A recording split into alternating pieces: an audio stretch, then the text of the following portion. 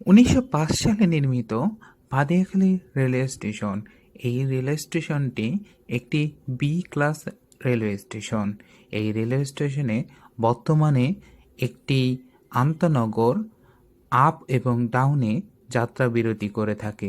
এছাড়া দুইটি বেসরকারি ট্রেন পদ্মরক কমিউটার ও বগুড়া কমিউটার যাত্রা বিরতি করে থাকে আপ এবং ডাউনে।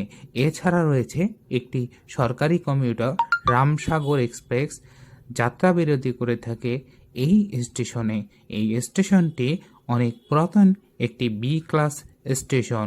এই স্টেশনে রয়েছে প্রাকৃতিক সৌন্দর্য মণ্ডিত স্টেশন। আসুন বাদিয়াখালী রেলওয়ে স্টেশনের ইতিহাস সম্পর্কে একটু জানিয়ে আসি। ব্রহ্মপুত্র সুলতানপুর রেলওয়ে কোম্পানির 1899 সাল থেকে 1900 সালে সান্তাহার থেকে ফুলছড়ি তিস্তামুখ পর্যন্ত 94 কিলোমিটার দীর্ঘ 58 মাইল মিটার গেজ রেলপথ নির্মাণ করে। বর্তমানে ফুলছড়ি উপজেলার বালাসীঘাট পর্যন্ত